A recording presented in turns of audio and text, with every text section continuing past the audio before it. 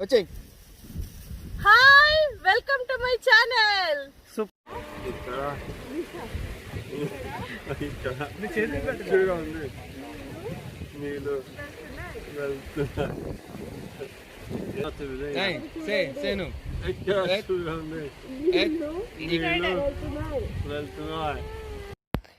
ఇంకా మన వ్లాగ్లోకి వెళ్ళిపోదాము.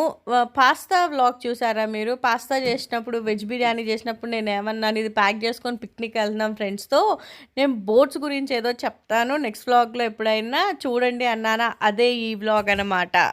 కొంతమంది గొప్ప వాళ్ళు, సైంటిస్టులు ఆ సెంచరీస్ బ్యాక్ మన ఫ్యూచర్ జనరేషన్స్కి ఇచ్చిన వాటిలో రోడ్స్ కానీ, బ్రిడ్జెస్ కానీ, ఫ్లైట్స్ కానీ, ఇవన్నిటితో పాటు ఈరోజు మీకు చూపిపోతుంది కెనాల్ క్రాస్. ఓల్డెన్ డేస్లో ఇంపోర్ట్స్ ఎక్స్పోర్ట్స్ ఎక్కువ బోట్స్ మీద ఆధారపడి ఉండేవాళ్ళు ఎక్కువ. అండ్ ఒక నది అనేది ఒకటే లెవెల్, ఒకటే స్ట్రీమ్లో పారుతూ ఉండదండి. ఆ నది పారేటప్పుడు కొన్ని చోట్ల ఎత్తుగా ఉంటుంది, కొన్ని చోట్ల కిందగా ఉంటుంది. అండ్ ఇప్పుడు నేను మీకు చూపిస్తున్నది ఇదేంటంటే మ్యాన్ మేడ్ అన్నమాట. ఇప్పుడు నేను మీకు చూపిపోతున్న నది పేరు గోతా కెనాల్. అదేంటంటే 190 కిలోమీటర్స్ దూరం పొడవు. దాంట్లో 58 లాక్స్ ఉన్నాయి, అంటే 58 గేట్స్ ఉన్నాయి. ఇప్పుడు నేను దాంట్లో మీకు ఒక గేట్ చూపిపోతున్నాను, ఎలా ఓపెన్ చేస్తారు, ఎలా క్లోజ్ చేస్తారో. ఈ 190 కిలోమీటర్స్ దూరం ఉన్న నదిలో 87 కిలోమీటర్స్ మనుషుల చేతులతో తవ్వి ఈ నదిని క్రియేట్ చేశారు. మ్యాన్ మేడ్, మనుషులు చేసిన నది అంటాం కదా, అది ఇది. ఇందాక నేను చెప్పిన గొప్ప మనుషులు, ఒక గొప్ప మనిషి ఈయన బాల్సర్ వోన్ ప్లాటన్ అంట. ఆయనకు వచ్చిన థాట్ ఇది 1800లో, లేదంటే వేరే వాళ్ళకు వస్తే ఈయన స్టార్ట్ చేశారేమో. మొత్తానికి 1800 అప్పుడు స్టార్ట్ చేసిన కన్స్ట్రక్షన్ ఈ ఐడియా. సో ఈ బ్లూ కలర్లో చేసిన నార్త్ షాపింగ్ అనేది మా ఊరు, రెడ్ కలర్లో ఉన్న మెమ్ అని అది అక్కడికి వచ్చామన్నమాట. ఇప్పుడు మేము ఈ రెడ్ గీత ఉంది కదా, మొత్తం మోటాల టు మెమ్, ఈ నదంతా ఈ కెనాల్ పారుతూ ఉంటుంది. దీనికి 58 లాక్స్ ఉంటాయి. ఇదే 190 కిలోమీటర్స్ పొడవులో ఉన్న ఆ నది.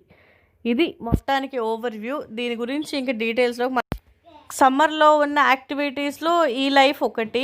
చాలామందికి బోట్స్ యాడ్ చేస్తున్నాయి స్వీడన్లో. వాళ్ళు అది వేసుకొని ఊర్లు, కంట్రీస్ అలా వెళ్తూ ఉంటారు. ఇప్పుడు మీకు అక్కడ ఒక బోట్ కనిపించిందా, వెయిట్ చేస్తుంది. అది లో స్ట్రీమ్ నుంచి వేరే కంట్రీస్ అది దాటుకుంటా వచ్చి గేట్ ఓపెన్ అయిన ఈ 2 గేట్స్ మధ్యలో ఈ ప్లేస్ ఉంది కదా, ఈ ప్లేస్కి వచ్చి బోట్ వచ్చి ఆగుతుంది అన్నమాట. ఆగిన తర్వాత అదిగో ఇప్పుడు బోట్ వస్తుంది. దానికి చాలా రూల్స్ ఉన్నాయి. ఒకరు బోట్లో ఉండాలి, ఒకరు బయట ఉండాలి. అండ్ మీరు చూసారా, చక్కగా కుక్కని పెట్టుకొని, మనిషిని పెట్టుకొని, పిల్లల్ని పెట్టుకొని వాళ్ళు అలా చక్కగా వెళ్తూ ఉంటారు. సో మొత్తానికి ఇప్పుడు ఈ లో స్ట్రీమ్లో ఉన్న గేట్ అయితే ఓపెన్ అయ్యి మధ్యలో ఉన్న ప్లేస్కి వచ్చి ఆగుతుంది. దాని తర్వాత ఏమవుతుందంటే ఈ గేట్ని క్లోజ్ చేసి వాటర్ని రైస్ చేస్తారు. వాటర్ ఇటువైపు అప్ స్ట్రీమ్ ఉంది కదా, పైకి పారుతున్న నది, ఆ వాటర్ లెవెల్కి వాళ్ళు దాన్ని ఒకటే లెవెల్ చేసి, నేనేదో చెప్తున్నాను మీకు బాగా కన్ఫ్యూజ్ అవుతున్నాను, సరే మీరే చూడండి. మొత్తానికైతే బోట్ అయితే లో స్ట్రీమ్ నుంచి ఒక బోట్ వచ్చిందబ్బా. ఇప్పుడు వచ్చి బోట్ ఇక్కడ ఆగుతుంది. ఇందాక ఒక ఆవిడ తాడు పట్టుకొని బోట్ని లాక్కుంటూ వెళ్తుంది కనిపించిందా, అక్కడ ఉంది తన బోట్ని కడుతుంది అనమాట. ఎందుకంటే వాటర్ లెవెల్ని ఇప్పుడు రైజ్ చేస్తారు. అప్పుడు బోట్ అటు ఇటు కదిలిపోకుండా స్టడీగా ఉండడానికి తను తాడుతో కడుతుంది. మీకు అనిపిస్తుందా? ఒక కామెంట్ వచ్చింది ఒక వీడియో కింద, వేరే కంట్రీస్తో పోలిస్తే స్వీడన్ గురించి ఒక 3 విషయాలు ఏమైనా చెప్పండి అని. ఖచ్చితంగా చెప్తాను. దాంట్లో ఏదో ఒకటి, వాళ్ళు లైఫ్ని ఫుల్గా ఎంజాయ్ చేస్తారు. ఫ్యూచర్ జనరేషన్స్కి వాళ్ళు మనీ దాచిపెట్టడం ఏం అవసరం లేదు, ఎందుకంటే కంట్రీనే వాళ్ళకి చేస్తుంది. అదంతా ఎలాగదంతా ఒక ప్రాసెస్. నేను ఒక వీడియో చేస్తాను సపరేట్గా స్వీడన్ గురించి. తప్పకుండా ఎడ్యుకేషన్ గురించి, జాబ్స్ గురించి, ట్యాక్స్, మనీ, వర్క్, లాంగ్వేజ్, అంతా వాళ్ళ కల్చర్, అవన్నీ నేను ఖచ్చితంగా ఒక వీడియో టైం తీసుకొని మంచిగా చేస్తాను. ఇప్పుడైతే లో లెవెల్ స్ట్రీమ్ నుంచి ఇంకొక బోట్ కూడా వచ్చేసింది. ఆ బోట్ ఇందాక మీకు చెప్పాను గుర్తుందా, ఒక గేట్ కీపర్ ఉంటాడు. గేట్ కీపర్ గేట్స్ అవన్నీ చూసుకుంటారని. ఆ ఎల్లో డ్రెస్లో ఉన్న తను గేట్ కీపర్ ఇక్కడ వర్క్ చేస్తారు.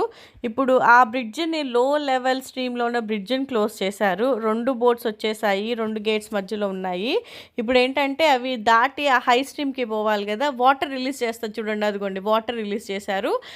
అప్పుడు ఏమైతదంటే బోట్ తేలుకుంటా పైకొచ్చేస్తది. అప్పుడు ఆ హై స్ట్రీమ్‌కి బోట్ వెళ్ళిపోతదనమాట. ఇది జస్ట్ బ్రిడ్జెస్ ప్రిన్సిపల్ లాగానే బ్రిడ్జెసేనా? Dams sorry.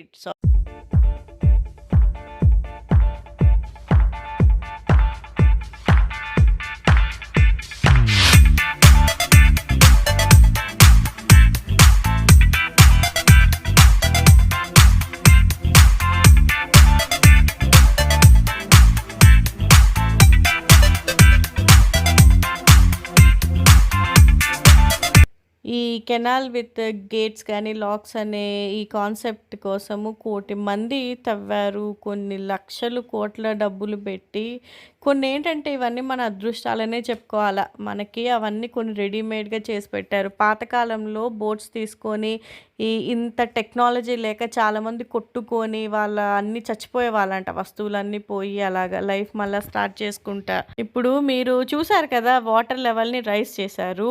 పక్కనున్న హై స్ట్రీమ్‌కి ఇప్పుడు ఈక్వల్‌గా ఉండాల. మళ్ళా 1, 2 మీటర్స్ చిన్నగా అటు ఇటు అయినా గానీ మళ్ళా బోట్ కొంచెం ఇబ్బంది పడతదంట. ఈక్వల్‌గా ఓపెన్ చేసి గేట్స్ ఓపెన్ చేశారు. పై స్ట్రీమ్ లెవెల్‌ది. ఇప్పుడు బోట్స్ వెళ్ళిపోతాయి. అండ్ మీకు కింద చూసారా లో లెవెల్ ఎంత కిందకుందో అటు సైడ్ ఎప్పుడైనా వెళ్ళినప్పుడు మళ్ళీ చూపిస్తాను ఖచ్చితంగా. డాగ్‌కి బాయ్ చెప్పరా? ఇంత చక్కగా కెనాల్స్ అన్నీ దాటుకుంటా నదులన్నీ కుక్క పిల్ల ఎంత బాగా వెళ్తుంది చూసారా అసలు మీరు? బోట్స్‌కి బాయ్ చెప్దామా? బాయ్‌ని ఏమంటారు స్వీడిష్‌లో? హెయ్ డో బోట్ హెయ్ డో. ఫస్ట్ బోట్ వెళ్ళిపోతుంది. దీని వెనకాలే రెండో బోట్ కూడా వెళ్ళిపోతది. ఇప్పుడు మళ్ళా హై స్ట్రీమ్‌కి బోటొచ్చి ఆగి ఈ 2 గేట్స్ మధ్యల లో స్ట్రీమ్‌కి ఎట్లా పోతదో కూడా కొంచెం ఫాస్ట్‌లో చూసేద్దాము. కొన్ని చూడాలబ్బా! ఇవన్నీ ఏంటంటే మన పెద్దలు మనకిచ్చిన అదృష్టాలు. ఎన్ని సార్లు చెప్పినా గానీ అవి మనం దగ్గరుండి చూస్తే అంత వాటర్‌ని అది ఆపడం ఏమిటి? ఆ బ్రిడ్జెస్ ఏమిటి? ఆ బోట్స్ వాళ్ళు చక్కగా అటు ఇటు వెళ్ళిపోవడం ఏమిటి? అసలు మీకక్కడ కనిపిస్తుందా? పైన నీళ్ళు ఎంత పైకున్నాయి హై స్ట్రీమ్‌వి. కింద లో స్ట్రీమ్‌వి ఎంత కిందకున్నాయి. ఆ గేట్స్ మధ్యలో ఉన్న వాటర్‌ని ఆ గేట్ ఎంత వాటర్ ఆపుతుంది. బోట్ అటు ఇటు గాకుండా. ఇవేంటంటే ఎంత టైం అయినా వీడియో మీ టైం జూసుకొని మళ్ళా ఇప్పుడు ఒకవేళ స్కిప్ చేసినా తర్వాతైనా నా వాయిస్ వినకపోతే మ్యూట్‌లో పెట్టండి. కనీసం వీడియో జూడండి. ఎంత బాగా వాళ్ళెలా చేశారో. ఇప్పుడు హై లెవెల్ నుంచి ఒక బోటొచ్చింది. ఇప్పుడు ఆ బ్లూ డ్రెస్ ఆవిడ దిగేస్తదనుకుంటా నేను. దిగేసి అక్కడ వాటికి తాడుతో కట్టేస్తది. అప్పుడు సేమ్ టు సేమ్ ఇందాకటి కాన్సెప్టే. బ్లూ డ్రెస్ ఆవిడే దిగిద్దనుకుంటే బ్లూ టీ షర్ట్ ఆయన కూడా దిగుతున్నాడేంటి? దిగని. వాళ్ళ బోటు వాళ్ళిష్టం.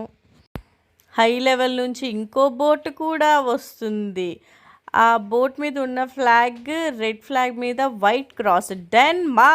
డెన్మార్క్ నుంచి స్వీడన్‌లోకి ఎంటర్ అయింది ఆ బోట్. మై డియర్ ఆడియన్స్ ఇప్పుడు ఏమైతదో మీరే చూస్తున్నారా? హై స్ట్రీమ్‌లో ఉన్న గేట్‌ని క్లోజ్ చేసేస్తున్నారు. క్లోజ్ చేసి ఏం చేస్తారు మీరు గెస్ చేయండి. ఊరికే సరదాగా. వాటర్ లెవెల్స్‌ని కిందకి దించుతారండి. ఇప్పుడు పైన హై స్ట్రీమ్ నుంచి బోట్స్ వచ్చాయి కదా! లో స్ట్రీమ్‌కెళ్ళాలి కదా! అందుకని వాటర్ లెవెల్‌ని డిక్రీజ్ చేస్తారు. పైనున్న బోట్స్ కిందకి ఎలా ఎళ్తారో మనం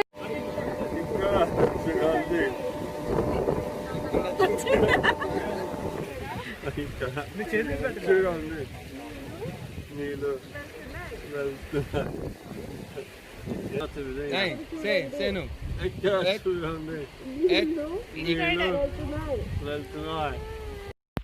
ఇక్కడ చూడండి నీళ్ళు వెళ్తున్నాయని చెప్పడానికి గుస్తో బాగా కష్టపడ్డాడు. మొత్తానికి ఏదో చెప్పాడు. నీళ్ళు కింద డిక్రీజ్ అయ్యేది నేను ఎందుకో తీయలేకపోయాను. వీడియో ఎక్కడో పోయింది. బట్ ఎనీవేస్ కాన్సెప్ట్ ఏంటంటే పైన స్ట్రీమ్ ఉన్న నీళ్ళని డిక్రీజ్ చేసి నీళ్ళని వదిలేసి లో లెవెల్ స్ట్రీమ్‌కి ఈక్వల్‌గా తెచ్చారు. అండ్ లో లెవెల్ స్ట్రీమ్ గేట్ ఓపెన్ చేస్తున్నారు ఇప్పుడు. ఆ 2 గేట్స్ మధ్యలో ఉన్న బోట్స్ ఆ 2 బోట్స్ ఇప్పుడు వెళ్ళిపోతాయన్నమాట లో లెవెల్ స్ట్రీమ్‌కి. అది అండి ఈ వీడియో ఆల్ అబౌట్. మీకే కనిపిస్తది. గేట్స్ చిన్నగా ఓపెన్ చేస్తున్నారు. ఈ బోట్స్ అయిపోయిన తర్వాత మేము ఒక మంచి ప్లేస్‌కెళ్ళాము పొలంకి. వీడియో ఎండ్ దాకా చూసి ఫోటోస్ కూడా చూసి లైక్, షేర్ అండ్ సబ్స్క్రైబ్ చేయండి ఖచ్చితంగా నచ్చితే. హేడో అరే తెలంగాణ పోరీలు, పోరలు ఉన్నారు కదా! వాళ్ళకొక message. The glass. All Siddipet మీరు అన్న వ్లాగ్ లో వచ్చినందుకన్నా మీరు సబ్స్క్రైబ్ చేయాలి. సిద్దిపేట వాళ్ళందరూ చూస్తున్నారా లేదో. సిద్దిపేట శ్రీకాంత్ ఇక్కడ తెలంగాణ జై తెలంగాణ. అందరూ ఈ టైంలో అలా తిరుగుతున్నారు. స్వీడన్లో మీకు కరోనా లేదా అని కూడా నన్ను చాలామంది అడిగారు. స్వీడన్ కరోనా స్ట్రాటజీ ఏంటి, దాన్ని ఎలా వాళ్ళు ఫైట్ చేశారు, లేకపోతే ఉందా లేదా, అయినా అందరూ ఎందుకు తిరుగుతున్నారు అనేది నేను ఒక వీడియో చేస్తాను, అది కూడా చేస్తాను. అండ్ లాస్ట్ అండ్ ఫైనల్గా మేము ఒక గోధుమల పొలంకి వచ్చి చక్కగా ఫొటోస్ దిగామన్నమాట. లాస్ట్ పంచ్ ఉంది, భయంకరంగా నవ్వొస్తుంది. నేను జస్ట్ ఒక బ్లూపర్స్ యాడ్ చేశాను, మీరు చూడండి. And thank you for watching. Welcome back to our channel again.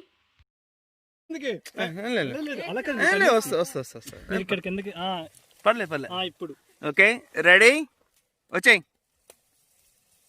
Welcome to our channel. My channel మళ్ళీ